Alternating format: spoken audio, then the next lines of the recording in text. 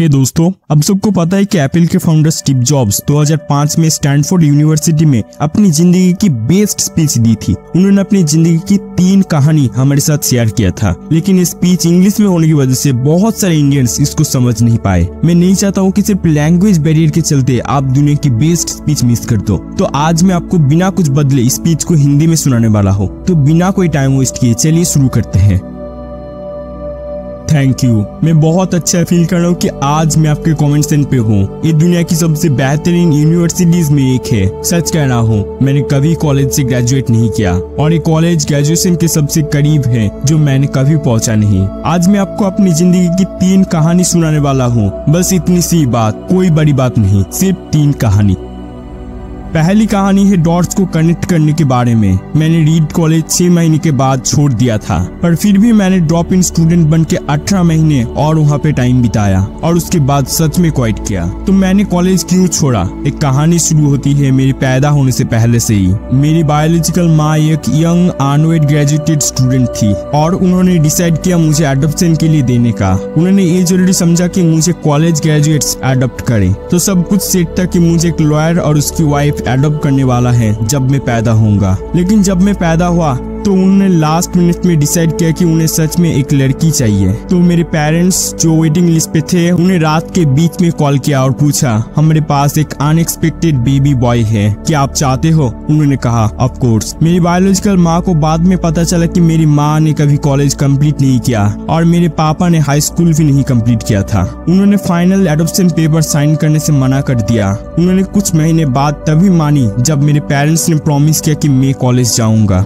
ये मेरी जिंदगी की शुरुआत थी और 17 साल बाद मैं कॉलेज गया। पर मैंने एक ऐसा कॉलेज चूज किया जो स्टैनफोर्ड के जैसा ही महंगा था और मेरी वर्किंग क्लास पेरेंट की सारी सेविंग मेरे कॉलेज की फीस पे ही लग रहा था। 6 महीने बाद मुझे इसमें कोई वैल्यू नहीं दिखाई दी। मुझे नहीं पता था कि मैं जिंदगी में क्या करना चाहता हूँ और कॉलेज मुझे कैसे हेल्प करेगा। और मैं अपने पेरेंट की सारी जिंदगी की सेविंग खर्च कर रहा था। तो मैं ड्रॉप आउट करने का फैसला किया और ट्रस्ट किया कि सब ठीक हो जाएगा। उस वक्त काफी स्केरी था, पर अब देखता हूँ ये मेरी बेस्ट डिसीजन में एक था। जब मैं ड्रॉप आउट किया तब मैं उन अनकंपल्सरी क्लास को लेना बंद कर सकता था जो मुझे पसंद नहीं था और उन क्लास में ड्रॉप इन कर सकता था जो मुझे ज्यादा इंटरेस्टिंग लगता था। सब कुछ रोमांटिक नहीं था, मेरे पास डॉर्म रूम नहीं था, तो मैं अपने दोस्तों के कमरे के फ्लोर पे ही सोता था। मैं कोक बॉटल्स रिटर्न करता था 5 सेंट डिपोजिट के लिए ताकि कुछ खाना खरीद सकूं। और मैं हर संडे रात को टाउन के उस पार 7 माइल चलता था ताकि हरे कृष्ण टेम्पल पे एक अच्छी मील मिल सके।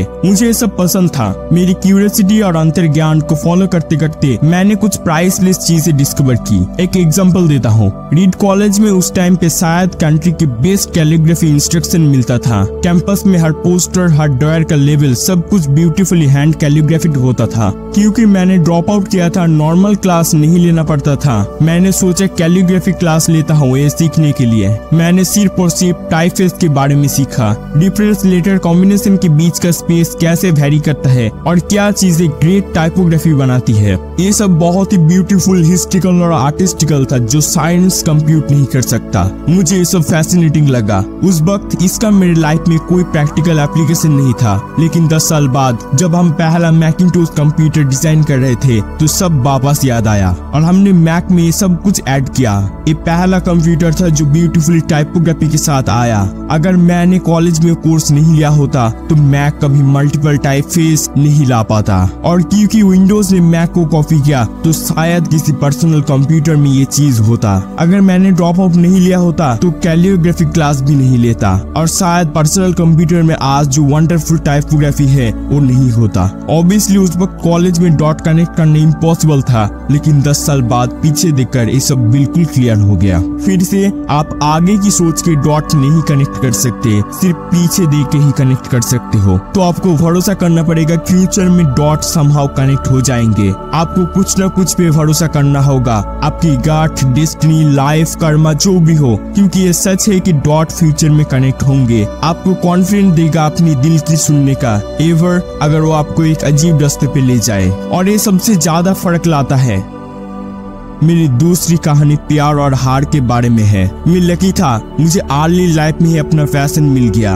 मैं और ओज ने एप्पल शुरू किया मेरे पेरेंट के गैराज में जब मैं 20 साल का था। हमने बहुत मेहनत की और 10 साल में एप्पल एक 2 बिलियन कंपनी बन गया था, जिसमें 4000 से भी ज्यादा एम्प्लॉइज था। हमने अब तक का सबसे अच्छा क्रिएशन मैकिंटोश 1 साल पहले रिलीज किया था और मैं अभी 30 साल का हुआ था और फिर मुझे निकाल दिया गया। कैसे निकाल सकते हो किसी को उसी कंपनी से जो उसने शुरू किया हो? जब एप्पल बन रहा था हमने एक टैलेंटेड इंसान को हायर किया जो कंपनी को मेरे साथ मैनेज कर सके। पहला 1 साल तो सब कुछ ठीक था, लेकिन फिर हमारे फ्यूचर का विजन अलग अलग हो गया और आखिर में हमारा झगड़ा हो गया। जब ऐसा हुआ बोर्ड ऑफ डायरेक्टर उसके साथ खड़ा हो गया और इसी तरह 30 साल की उम्र में मैं बाहर था और बहुत ही पब्लिकली बाहर। मेरी पूरी एडल्ट लाइफ का फोकस चला गया था और ये बहुत ही डिवर्सिटिंग था। कुछ महीने तक मुझे समझ नहीं आया कि मैं क्या करूं। मुझे लगा कि मैंने प्रीवियस जनरेशन ऑफ एंटरप्रेन्योर्स को निराश कर दिया। मैंने डेविड पैकेट और बॉब नाइस से मिला और उनसे माफी मांगने की कोशिश की अपनी गलतियों के लिए। मैं एक बहुत पब्लिक फेलियर था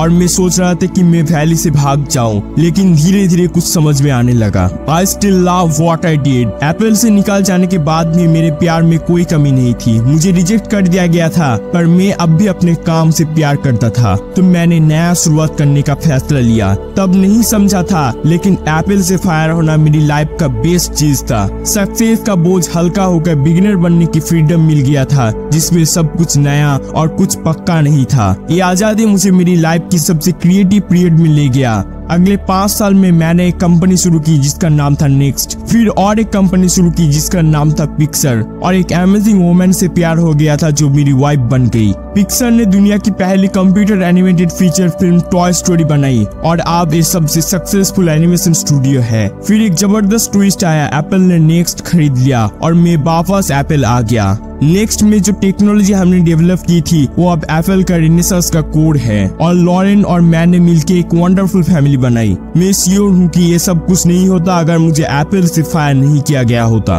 एक कड़वा दवाई जैसा था, लेकिन शायद पेशेंट को जरूरत था। कभी कभी लाइफ तुम्हें ईंट से मार देती है, भरोसा मत खोना। मुझे लगता है जो चीज मुझे आगे बढ़ाती रही वो था मेरे अपने काम से प्यार। तुम्हें वो चीज ढूंढनी पड़ेगी जो तुम्हें प्यारी हो, चाहे काम हो या प्यार। तुम्हारा काम तुम्हारी लाइफ का सबसे बड़ा पार्ट होगा और ट्रस्टली सेटिस्फाइड तभी होगा जब तुम ग्रेट काम करोगे, और ग्रेट काम तभी करोगे जब तुम अपने काम से प्यार करोगे। अगर अब तक नहीं मिला तो ढूंढते रहो और कॉम्प्रोमाइज मत करो। जब मिलेगा तब तुम्हें पता चल जाएगा। और जैसे कि ग्रेट रिलेशनशिप में होता है, ऐसे ही तुम्हारा प्यार वक्त के साथ बेहतर होता जाएगा। तो ढूंढते रहो और सेटल मत करो। मेरी तीसरी स्टोरी मौत के बारे में है। जब मैं 17 साल का था, मैं एक कोट पढ़ता था जो कुछ ऐसा था, अगर तुम हर दिन ऐसे जियो जैसे वो तुम्हारी आखिरी दिन हो तो एक दिन तुम बिल्कुल सही होगे। ये चीज मेरे दिल में छपी और तब से पिछले 33 साल में मैं रोज सुबह आईने में देखता हूँ और अपने आप से पूछता हूँ, अगर आज मेरी जिंदगी का आखिरी दिन हो तो क्या मैं वो करना चाहता हूँ जो आज करने वाला हूँ? और जब भी जवाब काफी दिन तक नो होता था, तब मुझे पता होता था कि मुझे कुछ बदलना पड़ेगा। याद रखना कि मैं जल्दी मरने वाला हूँ, ये सबसे जरूरी टूल है जो मैंने काफी यूज किया था लाइफ में बड़े बड़े डिसीजन लेने के लिए। क्योंकि ऑलमोस्ट सब कुछ, सारी एक्सटर्नल एक्सपेक्टेशन, सारी प्राइड, एम्ब्रेसमेंट या फेलियर का डर, ये सब कुछ मौत के सामने फेल हो जाता है। सिर्फ वही रह जाता है जो सच में इम्पोर्टेंट है। याद रखना कि तुम मरने वाले हो, ये सबसे बेस्ट वे है जो मुझे पता है कि तुम्हें इस स्टेप से बचा सकता है। तुम्हें कुछ खोने का डर है, तुम ऑलरेडी नेक्ड हो, तुम्हारे पास कोई रीजन नहीं अपने दिल की सुनने से बचने का। लगभग 1 साल पहले मुझे कैंसर डायग्नोस हुआ था। सुबह 7:30 बजे मैंने एक स्कैन कराया, उसमें क्लियरली एक टुकड़ा दिख रहा था मेरे पैनक्रियास में। मुझे पता भी नहीं था पैनक्रियास होता क्या है। डॉक्टर ने मुझे बताया कि ये ऑलमोस्ट सर्टेनली एक कैंसर है जो इनक्रेडिबल है और मुझे ज्यादा से ज्यादा 3 से 6 महीने ही जीना चाहिए। मेरे डॉक्टर ने मुझे एडवाइस दी कि घर जाओ और अपने मामला सुलझाओ, जो डॉक्टर की कोड लैंग्वेज में कहता है मरने की तैयारी करो। इसका मतलब है अपने बच्चों को वो सब बताओ जो तुमने सोचा था अगले 10 साल में बोलेंगे। सिर्फ कुछ कुछ महीने में बताओ। इसका मतलब है कि सब कुछ सही तरीके से अरेंज करो ताकि तुम्हारी फैमिली को जितना हो सके आसान लगे। इसका मतलब है अपनी अलविदा कहना। मैंने उस दिन पूरे दिन उस डायग्नोसिस के साथ जिया। उस समय मैंने एक बायोस्कोप कराई जहां उन्होंने एक इंडोस्कोप को मेरे गले से डालकर मेरे पेट में और इंटेस्टाइन में ले गया। एक नीडल मेरे पैंक्रियास में डाली और ट्यूमर से कुछ सेल लिए। मुझे सीरेशन दिया गया था, पर मेरी वाइफ जो वहाँ थी उसने बताया कि जब उन्होंने सेल को माइक्रोस्कोप के नीचे देखा, डॉक्टर्स रो पड़े क्योंकि एक बहुत ही rare form of pancreatic cancer था जो सर्जरी से ठीक हो सकता था। मैंने सर्जरी कराई और खुशी की बात यह है कि मैं अब ठीक हूँ। ये सबसे करीब था जब मैं मौत का सामना कर रहा था और मुझे उम्मीद है कि कुछ और सालों तक ये सबसे करीब रहेगा। इसके बाद जिंदा रहकर मैं अब थोड़ा ज्यादा पक्का होकर तुमसे ये कह सकता हूँ, जब मौत सिर्फ एक useful but purely intellectual concept था, कोई भी मरना नहीं चाहता। इवन जो लोग स्वर्ग जाना चाहता है मरना नहीं चाहता वहाँ पहुँचने के लिए। और फिर भी मौत एक ऐसी मंजिल है जो हम सब शेयर करते हैं, कोई भी इससे बच नहीं पाया। और ऐसा ही होना चाहिए क्योंकि मौत जिंदगी का सबसे बड़ा इन्वेंशन है।